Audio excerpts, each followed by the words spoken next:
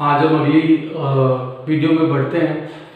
तो अभी तक जो मैं आपको करा चुका हूँ बच्चों, ऑस्मोटिक प्रेशर तक हमने कर लिया था टॉपिक। तो आज 12th क्लास के लिए नया वीडियो जो मैं आज पढ़ाने वाला हूँ, वेंट ऑफ फैक्टर। ठीक है, तो आज हम डिस्कस करेंगे वेंट ऑफ फैक्टर। ठीक है, तो शुरू करते हैं बिना टाइम वेस्ट करें।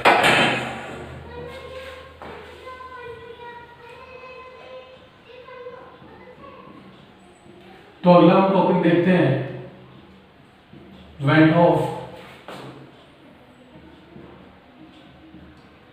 फैक्टर। ठीक है बच्चों, तो आज हम बात करेंगे वेंट ऑफ फैक्टर की। तो वेंट ऑफ फैक्टर में सबसे पहले मुझे तीन चीजों के बारे में आपको बताना है। देखिए, सब्सटेंस वैसे दो टाइप के होते हैं। सब्सटेंस को हम दो तरह से कैटेगराइज करेंगे। एक होगा इलेक्ट्रोलाइट और दूसरा हम बोलेंगे नॉन इलेक्ट्रोलाइट। ओके, तो एक हम बोलेंगे इलेक्ट्रोलाइट और एक हम बोलेंगे नॉन इलेक्ट्रोलाइट। तो इलेक्ट्रोलाइट क्या होते हैं? Are the substances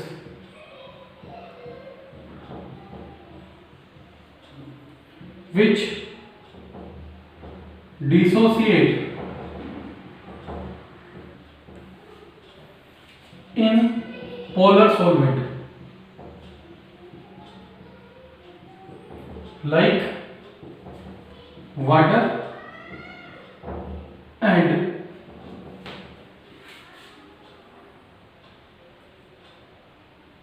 brings conductivity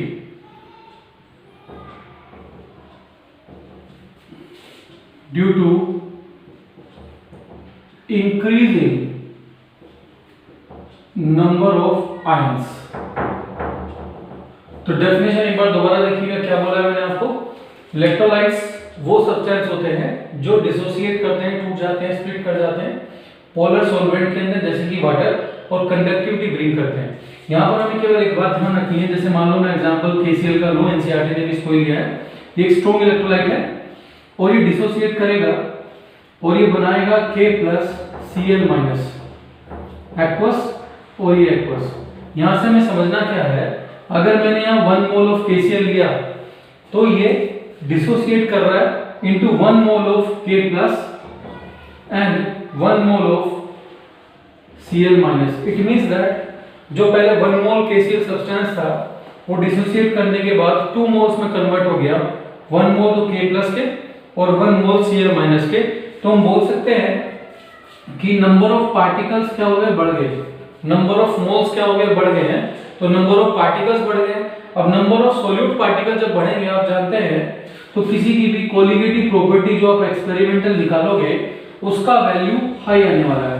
तो कोलिगेटिव प्रॉपर्टी का जो वैल्यू आएगा, जैसे कि osmotic pressure, elevation in boiling point, depression in freezing point, तो इन सब का जो वैल्यू है वो हाई आने वाला है, क्योंकि ये सब कोलिगेटिव प्रॉपर्टीज है और colligative properties number of particles के ऊपर डिपेंड करते हैं। और क्योंकि नंबर ऑफ पार्टिकल्स बढ़ गए हैं डिसोसिएशन की वजह से, इसीलिए हम इसको बोलेंगे कि colligative properties going to increase. पर साइमल्टेनियसली आपको यहाँ पर एक बात ध्यान रखनी है कि अगर मैंने 1 मोल KCl लिया था, अब इसका मोलर मास हम निकालेंगे 39, तो इसका हो गया K का प्लस 35.5 आप ले लेंगे इसको, और ये हो जाएगा 74.5 मोलर मास। ठीक है, तो 1 मोल ऑफ KCl का जो मास होगा वो कितना होगा, 74.5। बट जब ये डिसोसिएट करेगा, यहाँ से आप देख सकते हो, तो इसका जो मोलर मास है वो डिवाइड कर गया है, तो इसका मोलर मास भी क्या आने वाला है, कम आने वाला है। इसका मतलब जब कोलिगेटिव प्रॉपर्टी बढ़ रही है तो मोलर मास एक्सपेरिमेंट करने के बाद जो हमने मोलर मास सॉल्यूट का निकाला with the help of colligative property, वो घट जाएगा, डिक्रीज हो जाएगा। तो यहाँ से आप एक रिलेशन नोट करेंगे कि जब नंबर ऑफ पार्टिकल्स बढ़ते हैं, कोलिगेटिव प्रॉपर्टीज बढ़ती हैं, पर मोलर मास घटता है, तो मोलर मास घटता है। तो ये केस मैंने किसका लिया, इलेक्ट्रोलाइट्स का, जिसके अंदर क्या हुआ है, डिसोसिएशन। अब इलेक्ट्रोलाइट जितने एसिड्स हैं, जितने बेस है, वो सब इलेक्ट्रोलाइट्स हैं। सोल्ट तो स्ट्रॉन्ग इलेक्ट्रोलाइट होते हैं। अब इलेक्ट्रोलाइट को भी हम दो कैटेगरी में डिवाइड करते हैं। ठीक है, इलेक्ट्रोलाइट को भी हम दो कैटेगरी में डिवाइड करते हैं। एक होते हैं स्ट्रॉन्ग इलेक्ट्रोलाइट और एक होते हैं वीक इलेक्ट्रोलाइट। अब स्ट्रॉन्ग कौन होते हैं? स्ट्रॉन्ग इलेक्ट्रोलाइट्स वो होते हैं बच्चों जो 100% डिसोसिएट कर जाते हैं, ठीक है। यानी कि स्ट्रॉन्ग इलेक्ट्रोलाइट क्या होंगे, विच डिसोसिएट कंप्लीटली, तो उनको हम क्या बोलते हैं, स्ट्रॉन्ग इलेक्ट्रोलाइट। तो विच डिसोसिएट पार्शियली, पार्शियली मतलब इनकम्प्लीटली, उनको हम क्या बोलते हैं, वीक इलेक्ट्रोलाइट, ठीक है। तो जितने भी ऑर्गेनिक एसिड्स हैं सब वीक इलेक्ट्रोलाइट हैं। तो अभी तक हमने यहाँ पर क्या पढ़ा, इलेक्ट्रोलाइट क्या होते हैं, कितने टाइप के इलेक्ट्रोलाइट हैं, ठीक है, तो ये हमने पढ़ा। अब आप एक केस और देखोगे, देखो ये केस तो था कब, जब डिसोसिएशन हो रहा है, ठीक है। तो यानी कि मैं इसको अलग से लिख लेता हूं, बट इसके बाद मैं भी एक बार और डिस्क्राइब करूंगा इसको। पहले मैं नॉन इलेक्ट्रोलाइट बता दूं आपको। जैसे आपने देखा ग्लूकोज, यूरिया, सुक्रोज, सुक्रोज का फॉर्मूला होता है C12H22O11 और इसका फॉर्मूला होगा NH2CO NH2, ठीक है, और ग्लूकोज होगा C6H12O6। तो ये जो सब्सटेंस मैंने आपको दिखाए हैं अभी, इन सब्सटेंस को आपको याद रखना है कि ये वाटर में जाने के बाद डिसोसिएट नहीं करते हैं। तो हम बोलेंगे these substances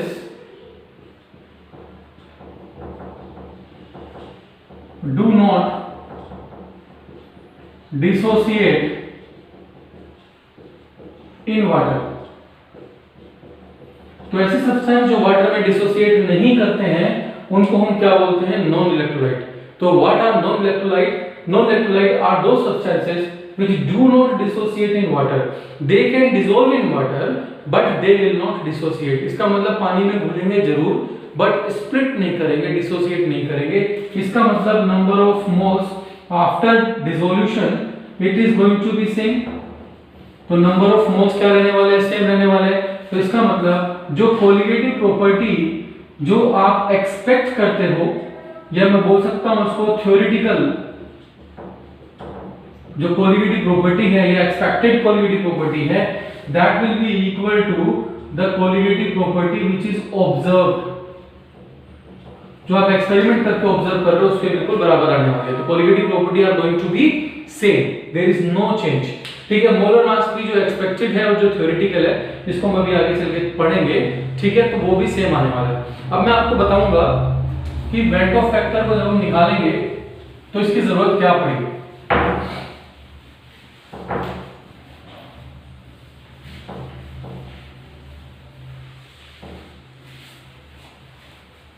देखिए इसकी जरूरत ये पड़ी कि जैसे सपोज करें मैं एग्जांपल ले रहा हूं CH3COOH, इसको हम क्या बोलते हैं, एसिटिक एसिड।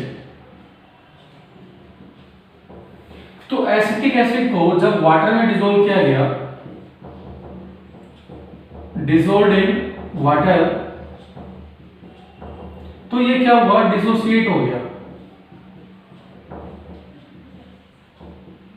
ठीक है। और क्योंकि ये वीक एसिड है, किस तरह का एसिड है ये, it is a weak acid, तो इसका मतलब ये वीक इलेक्ट्रोलाइट है। तो जब ये डिसोसिएट हुआ तो रिएक्शन कुछ इस तरह से हुआ होगा।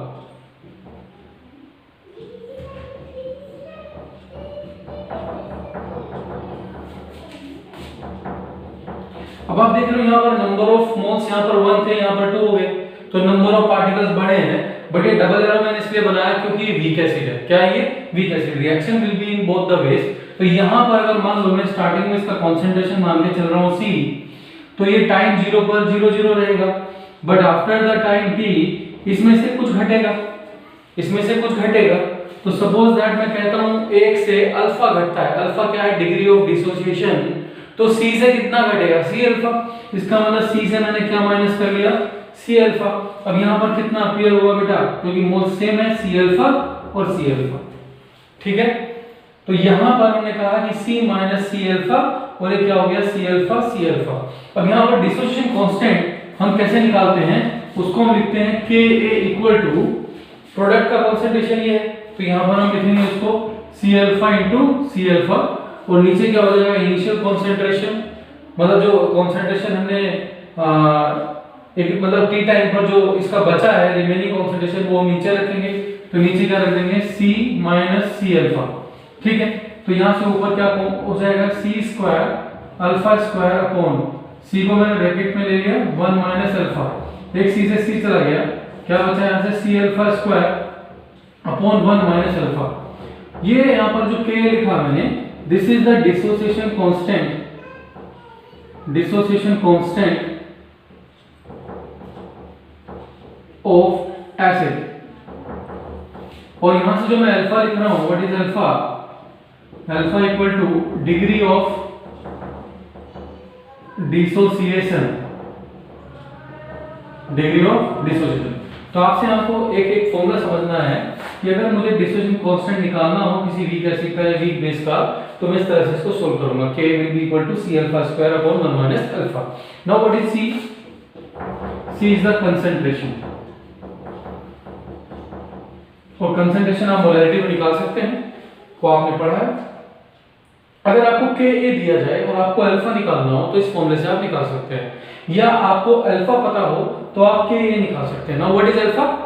Degree of dissociation. तो कितने हद तक वो टू ट्रैप पार्टिकल, उसको हम बोलते हैं degree of dissociation. I hope यहां तक आपको समझ में आई होगी बात। मैं अभी किसकी बात कर रहा हूं? डिसोसिएशन की बात कर रहा हूं।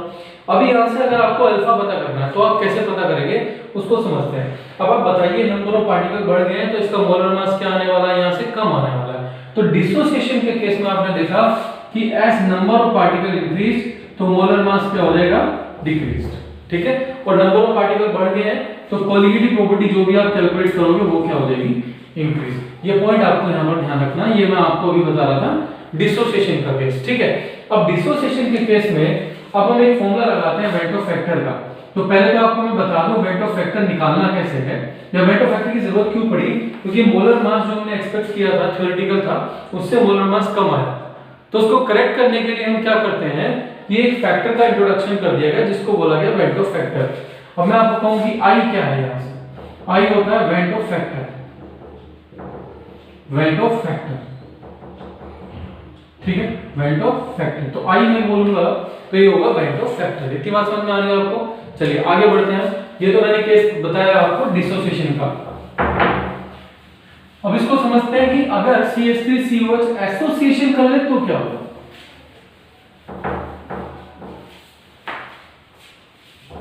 इसके बाद हम पढ़ रहे हैं कि अगर CH3COH जो कि एसिटिक एसिड है, इसको मैं डाल देता हूं बेंजीन के अंदर। ठीक है, बेंजीन क्या है? एक तरह का नॉन पोलर सॉल्वेंट है। और अगर मैं नॉन पोलर सॉल्वेंट बेंजीन में एसिटिक एसिड को डाल दूं तो क्या होगा? जो एसिटिक एसिड है, acetic acid will dimerized by association and form dimer।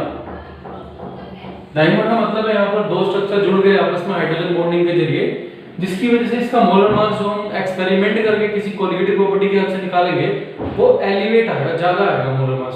तो इसका मतलब है कि this is the case of association, particle जुड़ गए हैं। अब एसोसिएशन का केस पहचानने का मतलब कैसे पहचानोगे आप? तो डाइमर वर्ड जरूर मिलेगा आपको उसमें, डाइमर या डाइमराइज वर्ड जरूर मिलेगा। डाइ मतलब दो स्ट्रक्चर जुड़ गए हैं। अब कैसे जुड़ते हैं ये? CH3C डबल बॉन्ड O, यहां पर OOH, दूसरे मॉलिक्यूल का इस तरह से होगा CH3C डबल बॉन्ड O, और यहां पर हम लिख देंगे OH। तो ये इस तरह से हाइड्रोजन बॉन्डिंग बन जाती है और ये दो मॉलिक्यूल आपस में जुड़ गए। ये बॉन्डिंग मैंने हाइड्रोजन बॉन्डिंग बताई। हाइड्रोजन बॉन्डिंग क्या होती है? मोस्ट इलेक्ट्रोनेगेटिव एलिमेंट्स और हाइड्रोजन के बीच में एक वंडरवाल, स्ट्रॉन्ग वंडरवाल एसोसिएशन हो जाता है, इसको हम तो बोलते हैं हाइड्रोजन बॉन्डिंग। और हाइड्रोजन बॉन्डिंग बनने की वजह से ऐसा हो रहा है, पर इसके लिए नॉन पोलर सॉल्वेंट चाहिएगा, ये आपको ध्यान रखना है। बेंजीन में अगर एसिटिक एसिड जाएगा तो डाइमर बनाएगा, बट एसिटिक एसिड अगर वाटर में जाएगा इट विल डिसोसिएट। तो केस हो गया एसोसिएशन का। इसका मतलब यहाँ पर क्या हुआ कि दो पार्टिकल्स हमने लिए, 2 moles of acetic acid we have taken, और ये जुड़ करके क्या बना दिया इसने? एक मॉलिक्यूल बना दिया। ठीक है, तो यहां से 2 से क्या हो गया? 1। तो इसका मतलब क्या हुआ है कि नंबर ऑफ पार्टिकल्स घट गए। n मतलब नंबर ऑफ मोल्स और नंबर ऑफ पार्टिकल्स डिक्रीज, और जब नंबर ऑफ पार्टिकल डिक्रीज होंगे तो कोलिगेटिव प्रॉपर्टी की वैल्यू कम हो जाएगी, क्योंकि वो तो नंबर ऑफ पार्टिकल पर डिपेंड करती है। और कोलिगेटिव प्रॉपर्टी की वैल्यू अगर कम होगी तो मोलर मास जो होगा एक्सपेरिमेंटल वो क्या हो जाएगा, बढ़ जाएगा। अब यहां से हम एक टर्म डिफाइन करेंगे, abnormal molar mass. What is abnormal molar mass? देखो, ड्यू टू डिसोसिएशन और एसोसिएशन, या तो डिसोसिएट हो रहा है पार्टिकल या एसोसिएट हो रहा है, दोनों की वजह से जो एक्सपेरिमेंट करने के बाद मोलर मास हमने निकाला है, या तो वो ज्यादा आ गया है एक्सपेक्टेड से, या वो कम आ गया है। इसका मतलब ऐसा मोलर मास जो कोलिगेटिव प्रॉपर्टी की हेल्प से जब एक्सपेरिमेंट करके उसको निकाला गया, या तो वो हाई आया या वो कम आया, ऐसे मोलर मास को हम क्या बोलते हैं, एबनॉर्मल मोलर मास। अब हम डेफिनेशन लिखेंगे abnormal molar mass.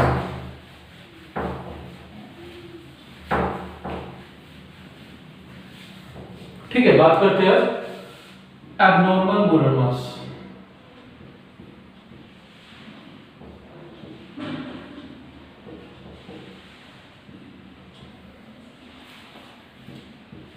It is the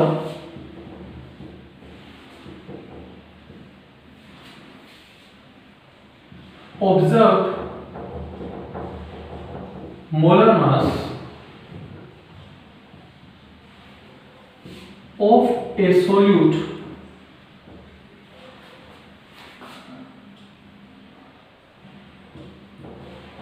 by doing experiment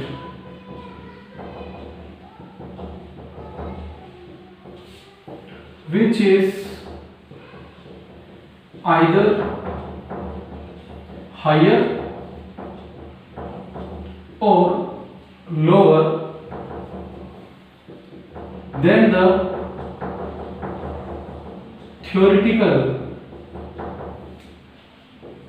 molar mass due to association और डिसोसिएशन। ये पूरा बिल्कुल कंप्लीट डेफिनेशन है। मैं क्या कहने की कोशिश कर रहा हूं यहाँ पर कि ये एक तरह का ऑब्जर्व्ड मोलर मास होता है किसी सॉल्यूट का, जो आपने सॉल्वेंट में ऐड किया है और एक्सपेरिमेंट करने के बाद आप उसको निकालते हैं, जिसकी वैल्यू या तो ज्यादा आती है या कम आती है थ्योरेटिकल से। अब मैं आपको समझा दूं यहाँ से थ्योरेटिकल मोलर मास क्या है। थ्योरेटिकल और नॉर्मल मोलर मास।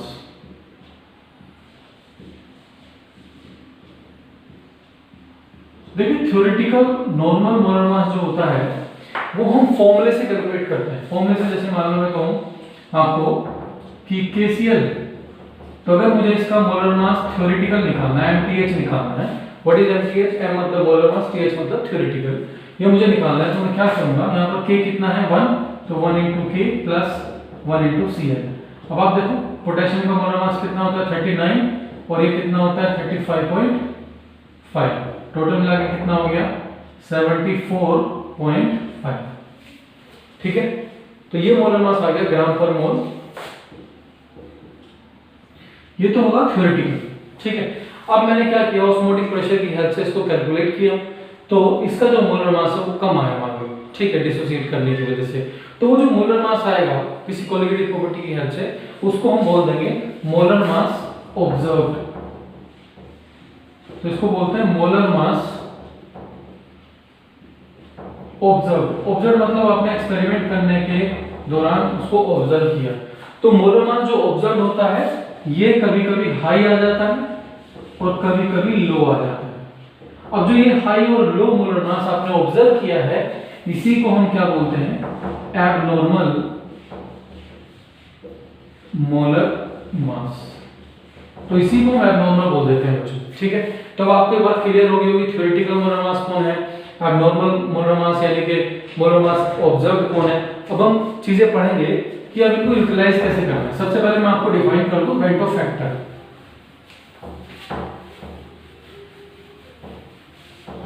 देखिए, वेंटो फैक्टर की 3 डेफिनेशन आपको एनसीईआरटी में दी गई है फॉर्मूले के फॉर्म में। ठीक है, तो वेंटो फैक्टर को मैं डिफाइन कर रहा हूं। तो वेंटो फैक्टर को हम आई से डिनोट करते हैं। तो इसका मैं फॉर्मूला लिखता हूं पहले, MPH अपॉन M ऑब्जर्व्ड, और इसको मैं ये भी लिख सकता हूं colligative property observed upon colligative property theoretical. ठीक है,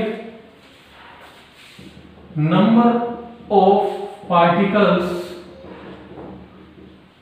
आफ्टर एसोसिएशन और dissociation upon number of particles taken before association और डिसोसिएशन। ठीक, तो ये वेक्टर फैक्टर को निकालने के तीन तरीके हो गए। डेफिनेशन आपको बुक में दी गई है, वहां से आप नोट करेंगे।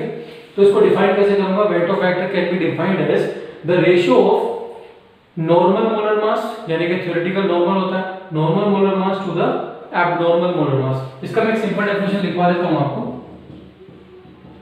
वेक्टर फैक्टर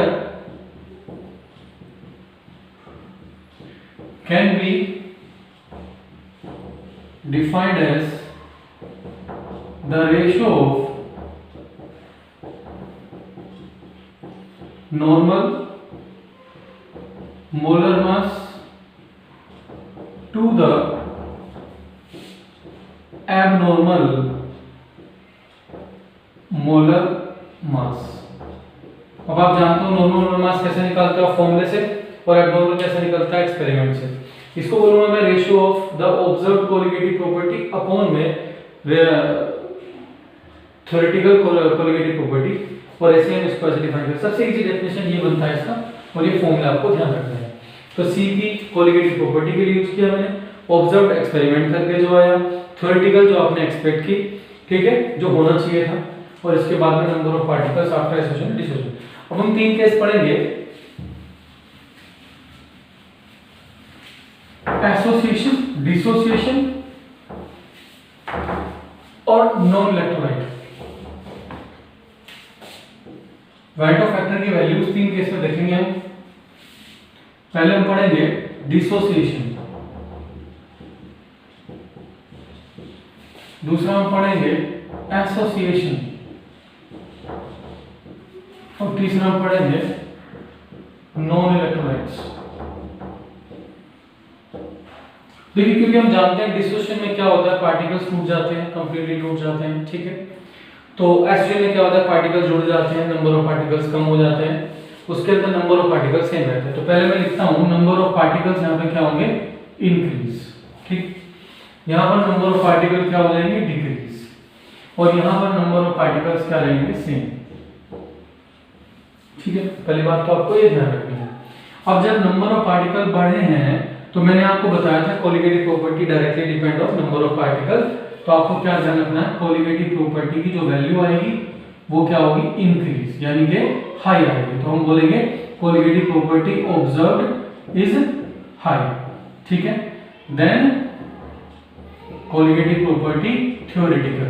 ठीक है, इसका मतलब कोलिगेटिव प्रॉपर्टी जो ऑब्जर्व्ड है इसकी वैल्यू ज्यादा आनी है, किससे, कोलिगेटिव प्रॉपर्टी थ्योरेटिकल। ठीक है, यहाँ पर आपको उल्टा करना है, ये कोलिगेटिव प्रॉपर्टी जो ऑब्जर्व होगा वो क्या आएगा, कम आएगा, किससे, कोलिगेटिव प्रॉपर्टी थ्योरेटिकल से। ठीक है, यहाँ पर कोलिगेटिव प्रॉपर्टी जो ऑब्जर्व है और जो कोलिगेटिव प्रॉपर्टी थ्योरेटिकल है वो बिल्कुल इक्वल है।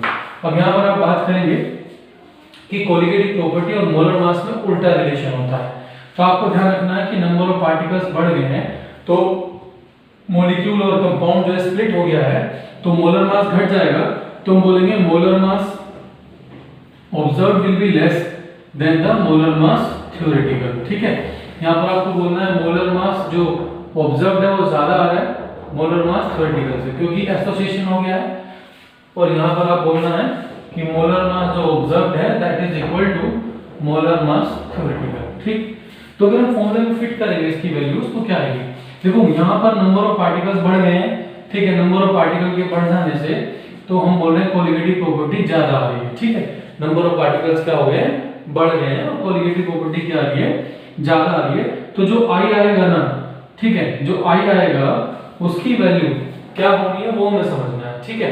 तो पहले तो मैं डेफिनेशन लिख देता हूं जरा, आई का क्या था, I equal to molar mass theoretical upon molar mass observe था, ठीक है।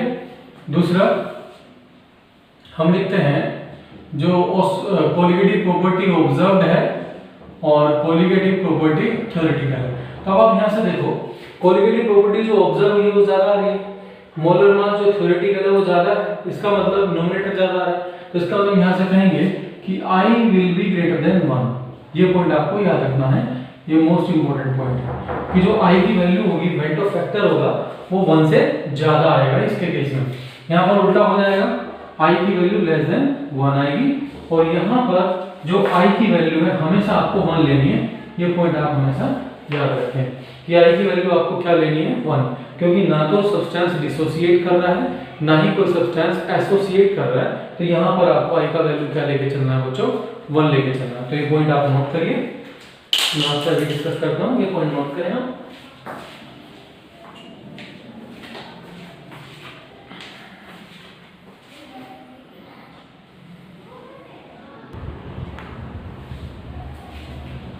देखिए बच्चों, अभी तक हम जो पढ़ चुके हैं कि वेंटो फैक्टर में एसोसिएशन, डिसोसिएशन और नॉन इलेक्ट्रोलाइट का केस आता है। तो अब आपको ये पॉइंट आपको ध्यान रखना है कि जब भी ग्लूकोज की बात हो, यूरिया की बात हो या सुक्रोज की बात हो,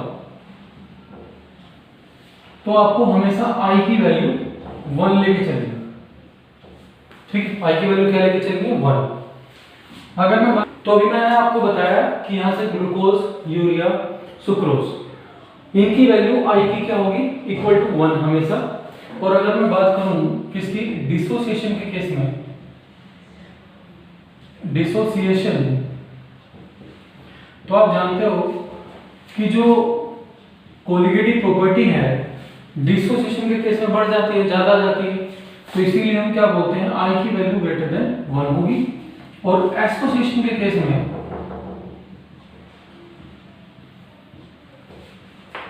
जो कोलिगेटिव प्रॉपर्टीज हैं, पार्टिकल्स नंबर कम हो जाते हैं, तो इसलिए I की वैल्यू यहां से 1 लेस देन 1 आएगी। तो 3 पॉइंट आप यहां से इसको याद कर लेंगे अच्छे से। I यहां पर क्या है, वेंटो फैक्टर। अब मैं आपको इसमें एक अल्फा टर्म बता रहा हूं, व्हाट इज अल्फा, इसको हम बोलते हैं डिग्री ऑफ डिसोसिएशन। जब कोई पार्टिकल टूटता है तो एक में से कितना टूटता है वो हम देखते हैं, डिग्री ऑफ डिसोसिएशन। तो डिग्री ऑफ डिसोसिएशन निकालना है वेंटो फैक्टर की हेल्प से, तो हम कैसे सोल्व करेंगे, तो आपको ध्यान रखना है I will be always equal to 1 plus n-1 alpha, ये आप फॉर्मूला यूज करेंगे। अब मैं आपको समझा देता हूं उसको कैसे यूज करना है। सपोज कोई वीक एसिड का केस है और मैं आपको बोल रहा हूं कि डिग्री ऑफ डिसोसिएशन इज 10%, तो अल्फा इक्वल टू क्या आ रहा है, 10%। 10% का मतलब क्या होगा, 10/100, तो कितना हो गया ये, 0.1, ठीक है। इस 0.1 को उठा के यहां रख लेंगे, ठीक है। और इसके बाद आपको बोला जा रहा है कि वो एसिटिक एसिड है, क्या है, एसिटिक एसिड। तो इसका मतलब CH3COOH डिसोसिएट करेगा CH3CO माइनस प्लस H2 बना लेगा। अब नंबर ऑफ पार्टिकल्स कितने आए आपके पास यहाँ पे टूटने के बाद, 2 आया, तो मैं n की वैल्यू 2 पुट कर दूं, कितनी, 2। तो यहाँ पे नंबर ऑफ पार्टिकल्स कितना हो जाएगा, 2। अब वो डिपेंड करता है कितने नंबर ऑफ पार्टिकल्स आते हैं टूटने के बाद, किसी किसी में 2 भी आएंगे, किसी में 3 भी आएंगे, किसी में 4 भी आएंगे, ठीक। तो n की वैल्यू होती है, n क्या है यहाँ पर, number of particles after dissociation,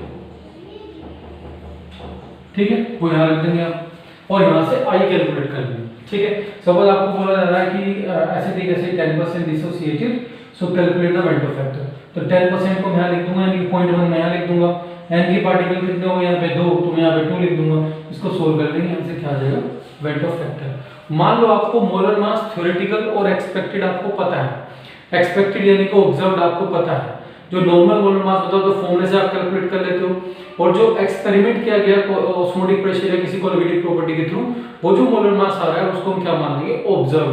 तब हम I कैसे निकाल सकते हैं, I can be calculated as molar mass theoretical upon molar mass observed, ऐसे निकालो और इसको इक्वल रख दो। डिसोसिएशन के केस में 1 प्लस n माइनस 1 अल्फा, और यहाँ से कभी कभी आप डिग्री ऑफ डिसोसिएशन भी निकालेंगे। यहाँ से इसको निकाल के रख दो और यहाँ से अल्फा निकाल लो, ठीक है। जब आप अल्फा निकाल लोगे तो वो अल्फा आएगा इस तरह से 0.02 या 0.01, इसको आपको बोला परसेंटेज में निकालो, तो आप इसको 100 की मल्टीप्लाई करना, this will be alpha in percentage, किस में आ जाएगा अल्फा इन परसेंटेज, तो 100 की मल्टीप्लाई कर देंगे आप, ठीक है बच्चों। तो यहाँ से मैं आपको समझा चुका हूँ कि वीक एसिड्स वीक बेस के लिए आपको अल्फा निकालना पड़ता है, और कभी कभी के ए की हद से नहीं मिलेगा आपको, तो के ए आपको दे दिया गया मान लो 10 आ रहा है, ठीक है, तो आप क्या करोगे के A will be equal to C alpha square, ठीक है, 1 माइनस अल्फा, और डाइल्यूट है तो ये नीचे हम नेगलेक्ट कर सकते हैं, तो ऊपर क्या बच जाएगा सी अल्फा स्क्वायर, और यहाँ से हम के की वैल्यू रख देंगे और यहाँ से हम अल्फा निकाल लेंगे अगर कंसंट्रेशन पता है, तो वहां से भी आप उसको सोल्व कर सकते हो। अल्फा यहाँ से निकलवा के कभी कभी डिसोसिएशन कांस्टेंट भी सोल्व करवाएगा, तो जिसका फॉर्मूला मैं आपको ऑलरेडी बता चुका हूँ के equal to C alpha square, आप याद कर लें, this is the formula to calculate the dissociation constant for the acid, ठीक है। इसके बाद आगे हम बढ़ते हैं कि अगर एसोसिएशन होगा तो कैसे करना है।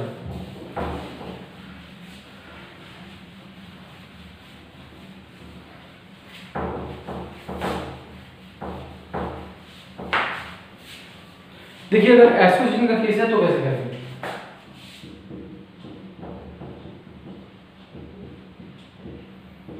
एसोसिएशन मैंने आपको बताया था कि 2CH3COH जुड़ करके बना रहा है CH3COH का ऑल्टोस, ठीक। तो इसको हम कैसे करेंगे, तो सबसे पहले तो मैं आपको बता दूं यहां से कि एसोसिएशन में आप I का डायरेक्ट एक फॉर्मूला लगा सकते हैं, I equal to 1 plus 1 upon n minus 1 beta. This formula will be used for association dimer, जब डाइमर बनते हैं तब ये फॉर्मूला आप लगाएंगे। तो यहां पर n क्या है, number of particles taken initially, और जब डाइमर बनता है तो n की वैल्यू ज्यादातर 2 लेके चलेंगे आप, ठीक है। और यहां पर बीटा क्या है, this is beta degree of association, degree of association. तो जैसे वहां पर डिग्री ऑफ डिसोसिएशन अल्फा लिखा और बीटा क्या लिखा डिग्री ऑफ एसोसिएशन, ये आपको देगा कि degree of association acidic acid की कितना है 20% आ रहा है, तो बीटा क्या होगा 20/100 यहां रख लोगे। Number of particles taken initially 2 थे, सोल्व कर लेंगे, आई आ जाएगा। या फिर आप I को m theoretical upon m observe equal to 1 plus 1 upon n minus 1 beta, इससे भी सोल्व कर सकते हैं। तो यहाँ से आप बीटा निकाल सकते हैं अगर आपको ये पता है तो, ठीक है। तो यहाँ से बीटा निकल जाएगा, बीटा को परसेंटेज में निकालना तो मल्टीप्लाई 100 कर देंगे, ठीक है। इतनी बात समझ में आ गई है। तो बिल्कुल सिमिलर चीजें हैं। अब मान लो मैं बात कर रहा हूं स्ट्रॉन्ग इलेक्ट्रोलाइट्स की, किसी क्वेश्चन में आपको ये दे दिया देयर स्ट्रॉन्ग इलेक्ट्रोलाइट्स या substance undergoes for complete dissociation, complete dissociation, इसका मतलब है कि जो स्ट्रॉन्ग इलेक्ट्रोलाइट है उस केस में जो अल्फा होगा वो 100% होगा, डिग्री ऑफ डिसोसिएशन कितनी होगी 100% होगी। तो 100% होगा तो इसका मतलब 1 आ जाएगा अल्फा की वैल्यू, और अल्फा की वैल्यू 1 आ जाएगी तो हम कैसे लिखेंगे इसको, I will be equal to 1 plus n minus 1 alpha. तो अल्फा की जगह मैं अगर 1 लिखूं तो क्या बन जाएगा यहां से, तो ये हो जाएगा I equal to 1 plus n minus 1, और 1 में से 1 गया तो क्या बचा I equal to n। What is n, number of particles after dissociation. Suppose आपको I की वैल्यू निकालनी है किसी ऐसे सब्सटेंस की जो स्ट्रॉन्ग इलेक्ट्रोलाइट है, तो उसकी I की वैल्यू डायरेक्ट आप निकाल सकते हैं, नंबर ऑफ पार्टिकल कितने आपको मिल रहे हैं आफ्टर डिसोसिएशन। सपोज मेरे को दे दिया जाए K4FeCN6 और पूछ रहा है I की वैल्यू क्या होगी, तो ये स्ट्रॉन्ग इलेक्ट्रोलाइट बता रहा है इसको, तो क्या बनेगा यहाँ पे 4 पॉजिटिव K प्लस मिल जाएंगे आपको, और ये पूरा का पूरा सब्सटेंस एक तरफ FeCl6 4 माइनस। तो आप गिनोगे नंबर ऑफ मोल्स, ये यहाँ पे 4 है और यहाँ पे 1 तो हो गया 5, तो n की वैल्यू क्या होगी बेटा 5, तो I की वैल्यू भी क्या आ जाएगी 5। ठीक है, सपोज आपको बोलता है कि कैलकुलेट I4K2SO4 पोटेशियम सल्फेट, तो एक स्ट्रॉन्ग इलेक्ट्रोलाइट बता रहा है, तो टूटने के बाद क्या देगा 2K प्लस SO4 माइनस 2, तो नंबर ऑफ पार्टिकल कितने मिले 2 और 1 3, तो I की वैल्यू यहां से क्या हो जाएगी 3। तो इस तरह से आप निकालेंगे in the case of strong electrolytes. तो स्ट्रॉन्ग इलेक्ट्रोलाइट के केस में आप इसको ऐसे सोल्व करेंगे। अब देखो इसको जो वेंडो फैक्टर है इसको ठीक करने के लिए जो आपने जो कोलिगिटी प्रॉपर्टीज निकाली हैं उसी में आप क्या करोगे कि इसको राइट हैंड साइड मल्टीप्लाई कर दिया जाता है क्रैक करने के लिए। तो जितने भी फॉर्मूले आपके कोलिगिटी प्रॉपर्टी का आपने अभी तक पढ़े, सबसे पहले मैंने आपको पढ़ाया था RLVP relative lowering in vapour pressure, तो उसका जो फॉर्मूला था वो क्या था P1 not minus P1 upon P1 not equal to, यहाँ से क्या आता है x2, या फिर x2 की जगह मैं क्या लिख सकता हूँ W2 अपॉन M2 और यहाँ पर लिख दूँ मैं W1 और ऊपर चला जाएगा M1। ठीक है, तो I की मल्टीप्लाई आप राइट हैंड साइड कर देंगे। ठीक है दिमाग, तो पहला फॉर्मूला। दूसरा फॉर्मूला आपने पढ़ा elevation in boiling point, elevation in boiling point, तो इसका फॉर्मूला आया था हमारे पास delta TB equal to KBM, KB ebullioscopic constant, M क्या था मोलारिटी, और delta TB elevation boiling point, तो I की मल्टीप्लाई आप ना कर देंगे। ठीक, थर्ड आया था depression freezing point, depression in freezing point, तो यहां से आप लिखते हैं delta TF equal to KFM, तो I की मल्टीप्लाई आप यहां पे कर देंगे। इसके बाद हम बात कर रहे हैं फोर्थ की ऑस्मोटिक प्रेशर, तो फॉर्मूले आपके मॉडिफाई हो गए वेंडो फैक्टर के बाद।